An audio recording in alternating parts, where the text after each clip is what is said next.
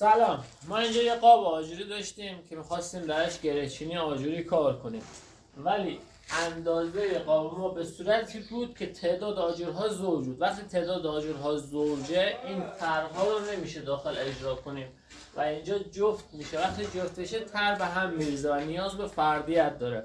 حالا چیکار کردیم؟ ما گرفتیم یک آجر لاجوردی رو از وسط 2 سانتی بریدیم، 2 سانتی نیم این ور 2 سانتی نیم این ور. یه آجر کم شد از تعداد، هم یک قاب خوشگلی به ما داد و هم اون فردیت رو حفظ کردیم که به این زیبایی در اومد. این یه نکته ظریفیه ولی خیلی کاربردیه. یه صحبت از هنر معماری ایران میشه، نه تنها اونو باید با کیفیت‌های عالی اجرا کنیم، باید از ابتکار و خلاقیت و نوآوری هم استفاده کنیم. آجر تراشی رو ببینید، برای اولین بار طرحام